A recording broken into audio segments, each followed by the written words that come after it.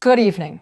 At precisely 3:50-1 in the morning on December 18th, the southern coastline of Crimea experienced what military analysts are now characterizing as a watershed moment in contemporary asymmetric war, a Ukrainian precision strike that obliterated not merely physical assets valued at $300 million, but fundamentally recalibrated the strategic calculus governing Black Sea military operations.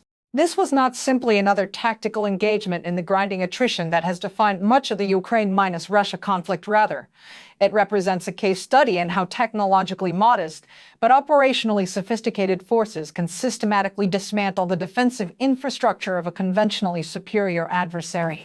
The attack on WWII airfield achieved something that months of diplomatic maneuvering could not. It stripped away Moscow's ability to credibly threaten Ukrainian population centers with hypersonic weapons, while simultaneously creating a vulnerability in Russia's integrated air defense networks.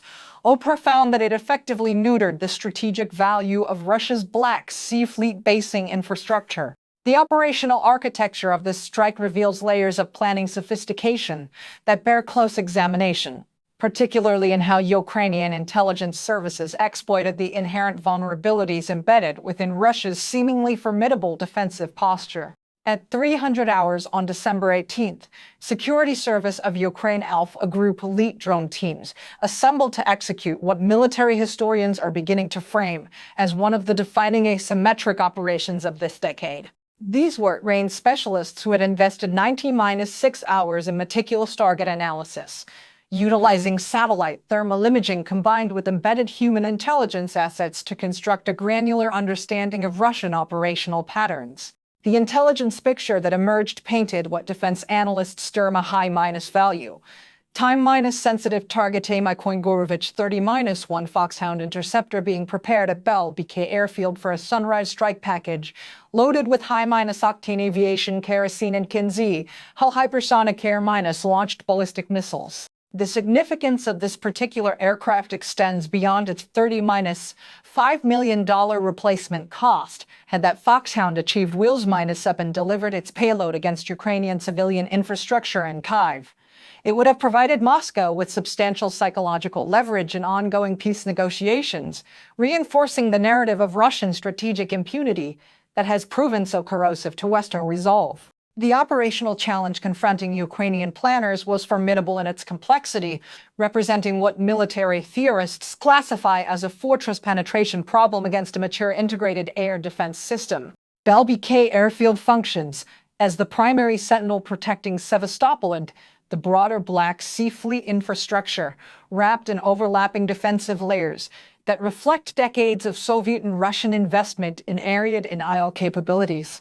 The defensive array included Nebo secure vertical unit radars capable of tracking targets at ranges extending to 370 miles, S-400 Triumph surface-to-minus air missile batteries representing Russia's most advanced anti-aircraft technology, and Pantsir S-100 combined gun-missile systems designed to provide terminal defense against exactly the kind of low-altitude drone threats that Ukraine was preparing to employ. On paper, this defensive architecture should have rendered the target effectively invulnerable to the kind of limited capability strike platforms that Ukrainian forces could realistically deploy. Yet the outcome suggests that theoretical defensive capability and practical operational effectiveness exist in distinct domains, particularly when defenders exhibit the kind of doctrinal rigidity and overconfidence that has repeatedly characterized Russian military performance throughout this conflict. Ukraine's tactical solution reflected both resource constraints and operational creativity, deploying a fleet of Firepoint to fixed-wing and manned combat aerial vehicles, each carrying 110-pound charge warheads designed to defeat hardened targets. To survive penetration of Russian airspace, these platforms had to transit 150 miles across hostile territory while maintaining altitudes below 100 feet, exploiting the fundamental physics of radar horizon limitations that constrain ground-based sensors regardless of their technological sophistication. At 3:15 hours, as the Firepoint drones crossed the Crimean coastline, their operators threaded the platforms through valley floors at 140 miles per hour, utilizing the rugged Crimean mountain terrain to create physical barriers between drone electromagnetic signatures and Russian radar emissions. This technique, which military aviators term terrain masking, exploits a vulnerability inherent to all ground-based radar systems, the inability to detect targets hidden behind topographical features that block line-of-sight propagation of electromagnetic waves. The drones maintain altitudes below 60 feet above jagged rock formations, using every ridge and ravine as electromagnetic shielding, effectively rendering invisible to defensive systems that should theoretically have detected them at ranges exceeding 50 miles.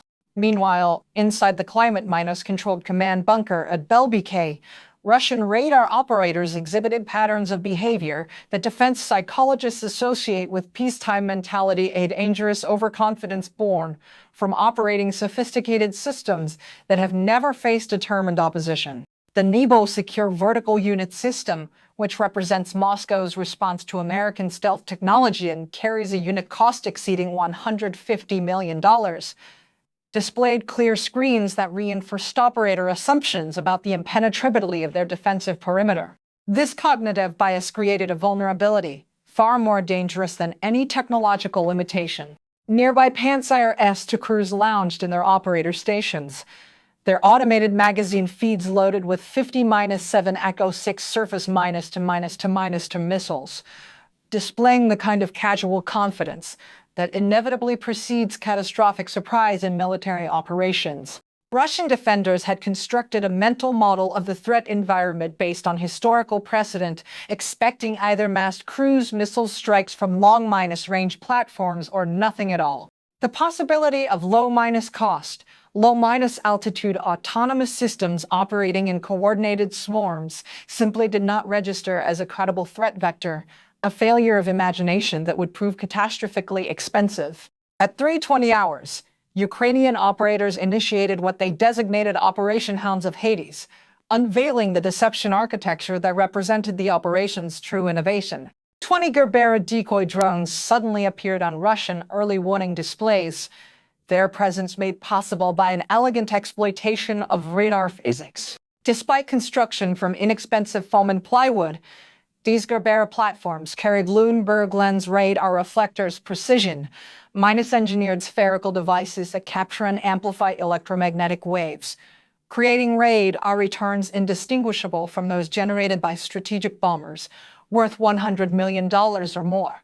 Ukrainian operators split these 20 decoys into four distinct groups of 5 platforms each, executing banking maneuvers and coordinated flight profiles designed to simulate the multiple -axis cruise missile approach vectors that Russian doctrine anticipates as the primary threat modality. This represents a sophisticated understanding of adversary decision-making processes. Ukrainian planners correctly assessed that Russian operators, confronted with what appeared to be a massed cruise missile strike, would respond according to established doctrine rather than questioning the fundamental authenticity of the threat signature. Inside the WWII Command Center, the relaxed atmosphere evaporated with the immediacy that characterizes military crisis response. The major monitoring the radar displays found his screens suddenly flooded with contacts, suggesting a massive multi-vector cruise missile strike, exactly the nightmare scenario that Russian defensive doctrine exists to counter. In accordance with standard operating procedures, the major authorized full-spectrum defensive engagement, initiating a cascade of responses that would systematically deplete Russian defensive capabilities while engaging valueless targets. 6 Pantsir S1 undestroyed batteries erupted in coordinated defensive fire, each battery launching to 50-7 Echo 6 missiles in rapid succession, generating 12 missiles per battery, screaming toward targets at velocities exceeding Mach 3.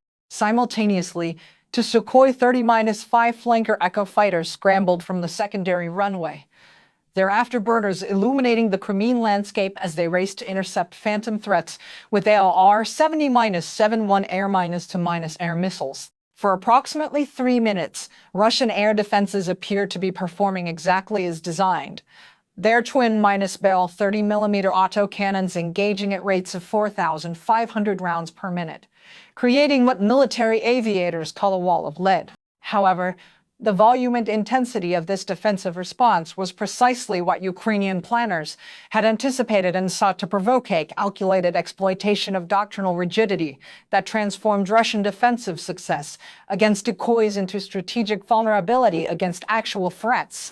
Every missile and cannon round the Russians fired contributed to their own electromagnetic blindness, as the airspace filled with burning plywood debris, foam fragments, and thousands of metallic particles from expended missile motor casings, creating massive radar clutter that degraded sensor performance far more effectively than any electronic warfare jamming could achieve. This phenomenon, which radar specialists term kinetic saturation, represents an elegant inversion of the typical relationship between offensive and defensive capabilities. Ukrainian forces were using Russian defensive fires to create the permissive environment necessary for their actual strike platforms to penetrate to target. The Russian defense now encountered a critical sustainment bottleneck that reflects the inherent vulnerability of even the most sophisticated defensive systems when confronted with saturation attacks. Pantsir systems carry only 12 ready missiles on their launch rails once expended. Reloading requires specialized transloader vehicles and approximately 15 minutes of uninterrupted time during which the system remains defenseless. The Russians had just exhausted their entire ready ammunition supply, engaging to $1,000 decoys, a resource allocation failure that no amount of technological sophistication could overcome. At 3:30 hours, the atmosphere at Belbek airfield transformed from confident superiority to operational panic, as the cognitive gap between perceived reality and actual threat environment collapsed with devastating suddenness. The Russian major finally comprehended that the 20 targets his forces had just systematically destroyed were omen. What his backup thermal imaging sensors revealed the genuine nightmare approaching: 15 fire point-to-strike drones, each carrying 110-pound warheads, converging on the runway at 160 miles per hour, with no effective air defense capability remaining to interdict them. Positioned in the hot pit refueling areas at the Mykoiy-Gorovich 30-1 Foxhound interceptor that had motivated this entire operation, a $30-5 million strategic asset currently connected to an ATMZ-11 fuel truck, receiving high-octane aviation kerosene at 500 gallons per minute under emergency no-delay orders from Moscow. The ground crew was simultaneously attempting what can only be characterized as a suicidal procedure, winching a 4,400-pound Kinzhi-Hell hypersonic missile onto the aircraft's ventral hardpoint while fuel lines remained connected, transforming the entire assembly into what amounted to a vibrating bomb literally pinned to the concrete. Russian forces, confronting the collapse of their primary defensive systems, reverted to weapons of last resort with desperate courage. With Pantsir missiles depleted, every soldier on the base seized available weapons in a final attempt to protect their most valuable asset. A fortunate burst from a Pantsir 30mm cannon struck the lead fire point to his wing spar, the drone tumbling into a fireball 500 yards short of the runway. A Russian paratrooper positioned on a hangar roof achieved manual scan-track lock with his IGL portable air defense system, his missile impacting a second drone and vaporizing it instantly. A third drone attempting to navigate through perimeter lighting towers entered a crossfire zone from 12.7mm heavy machine gun positions, the kinetic energy shredding its flight control systems. Inside the Ukrainian command center, mission success probability was declining rapidly. The commander made a split-second tactical decision that reflected sophisticated understanding of saturation attack principles: break formation and execute triple-wave saturation to overwhelm the remaining point defenses through temporal and spatial distribution of threats. This tactical pivot transformed the engagement into a masterclass in multi-layer deception and calculated sacrifice. The remaining 12 drones divided into 3 coordinated waves, with the first wave of 5 sacrificial platforms climbing to 300 feet to make themselves loud, visible, and priority targets. The tactic worked with brutal efficiency. Every Russian gunner on the installation looked skyward as Pantsir cannon systems elevated and engaged, shredding the sky with tracer fire. But this defensive success was precisely what Ukrainian operators intended, as the attention and fires directed skyward created the permissive environment for the second wave of drones descending to just 20 feet above ground level, hugging concrete surfaces and using parked Sukhoi 20-7 fighters and maintenance trailers as physical shields against direct fire. One drone clipped a refueling cart and cartwheeled into a hangar structure, but 3 platforms penetrated the inner defense perimeter, their operators now within direct line of sight to their primary target. At the hot pit, the situation had devolved into precisely the kind of cascading crisis that safety protocols exist to prevent, but operational urgency often overrides. As fuel crews observed the third wave of drones breaching the perimeter fence, discipline collapsed in favor of immediate survival instinct. They yanked high-pressure fuel hoses from aircraft connections without closing pump valves, releasing thousands of gallons of aerosolized aviation kerosene that began spraying across the tarmac, creating a literal lake of flammable liquid directly beneath the Foxhound's idling engines. The final wave of 3 fire point-to-strike drones entered the inner defensive circle against increasingly desperate resistance. The first drone took a 5.45mm round directly through its optical sensor and impacted harmlessly into sandbag fortifications. Now it was down to the final 2 platforms. The primary strike drone locked its thermal imaging sensor onto the fuel truck's pump assembly with precision that reflects months of operator training. The targeting reticle turned solid red for 100 yards to target as Russian soldiers attempted to swat the drone with rifle stocks as it careened past at 160 miles per hour. 300 yards, with heat shimmer from the Foxhound's idling engines creating massive thermal distortion. 200 yards, as a Russian sergeant on a rooftop desperately attempted lead calculation with tracers missing by less than 2 inches. 100 yards, the steel shield lay in tatters. 50 yards, with the operator aiming for the precise junction where the fuel hose connected to the Foxhound's intake port. Target lock confirmed with no abort option, remaining impact in 3, 2, 1. The 110-pound-shaped minus-charge warhead achieved perfect terminal geometry. The jet of molten copper traveling at 30-5,000 feet per second punching through the fuel truck's pump assembly and the Mikoyan Gurevich 30-1's fuselage. In microseconds, that 500-gallon-per-minute fuel flow intersected with a supersonic detonation, the initial blast generating a hellish or inch fireball reaching for 1,000 degrees Fahrenheit that instantly vaporized 840 tons of diesel and high-octane kerosene. But the genuine nightmare for Moscow unfolded in the secondary explosion. The half-secured Kinzhi missile, a 4,400-pound supersonic weapon system, cooked off directly beneath the Foxhound's fuselage in a sympathetic detonation that transformed the tactical strike into a strategic catastrophe. The resulting shockwave shattered every window within 5 miles and launched a mushroom cloud of burning titanium and jet fuel 500 feet into the atmosphere. However, the true tactical sophistication of Ukrainian planning revealed itself in the secondary effects that this massive explosion generated, effects that extended far beyond the immediate destruction of the Foxhound and its Kinzhi payload. An explosion of this magnitude generates not merely heat and blast effects, but a vortex of superheated debris and dense metallic smoke that, combined with millions of shredded fragments, created what radar specialists term kinetic saturation on an unprecedented scale. Back in the Russian command bunker, the Nebo Secure Vertical Unit radar, Moscow's $150 million answer to American stealth technology, suffered what can only be described as a digital cardiac arrest. The artificial intelligence algorithm designed to track 300 targets simultaneously suddenly flooded with 10,000 clutter echoes from burning debris and intense thermal effects, the display transforming into a blurred cascade of electronic noise. The radar system froze for a critical 90 seconds, attempting to process impossible data volumes, and in that window of total electronic blindness, the remaining Ukrainian drones that had been waiting in holding patterns exploited the permissive environment to target the defensive infrastructure itself. One drone impacted directly into the massive, very high-frequency antenna array of the Nebo Secure Vertical Unit, transforming the sensor system from a functioning strategic asset into a pile of twisted metal requiring months to repair or replace. Another drone locked its thermal camera onto the 90- to November 6 fire control radar of the S-400 Triumph system, the critical sensor that coordinates target tracking and engagement sequencing for the entire Crimean air defense network. Without functional fire control radar, The S-400 system becomes merely an expensive collection of heavy transport vehicles and unfired missiles, technically intact but operationally useless.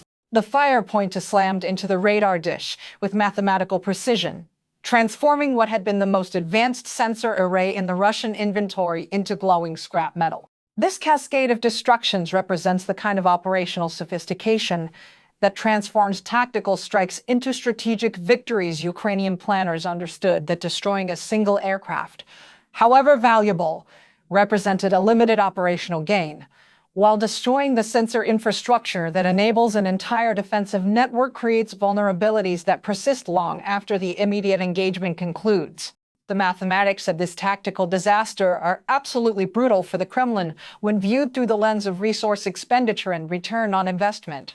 In one single night, for an operational cost of approximately $120,000 in modified commercial drones and associated support infrastructure, Ukraine erased upward of $300 million in strategic military assets, representing a return on investment of approximately 250,000%.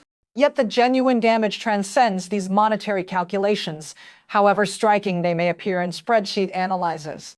By destroying the Nebo secure vertical unit in the 90- to November 6 fire control radar, Ukraine ripped a vulnerability in Crimea's integrated air defense network so massive that Western military analysts are describing it as creating a permissive corridor through which cruise missiles or even manned aircraft could navigate without detection. WWII served as the primary sensor facility protecting Sevastopol and the entire Black Sea Fleet. The radar coverage it provided was not redundant but essential to maintaining the layered defense architecture that has protected these strategic assets throughout the conflict. Russian military planners now confront what decision theorists term a forcing move, a situation where all available options carry substantial costs and risks. Do they leave Crimea electronical, blind and vulnerable to the kind of long-range precision strikes that Ukraine has demonstrated increasing capability to execute, accepting the risk that critical infrastructure now exists within a degraded defensive envelope? Or do they redeploy precious air defense systems away from front-line positions, where they currently protect armored formations, to repair this capability gap, accepting the operational risk that such redeployment creates in sectors where Ukrainian forces have demonstrated willingness to exploit temporary vulnerabilities? Every S-300 system they move back to Crimea to restore defensive coverage represents one less battery protecting their armored formations in the Donbass region, where grinding attrition of warfare continues to consume resources at rates that strain even Russia's substantial military-industrial capacity.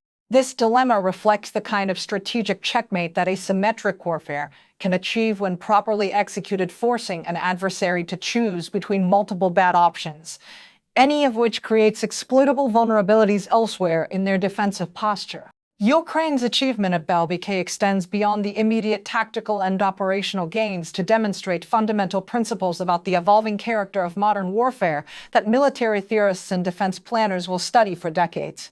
This engagement proved conclusively that regardless of how many billions a nation invests in supposedly invincible technology, whether advanced radar systems, integrated air defense networks, or supersonic weapons platforms, such investments cannot defeat a clever opponent with asymmetric capabilities and operational courage, willing to accept calculated risks in pursuit of decisive effects.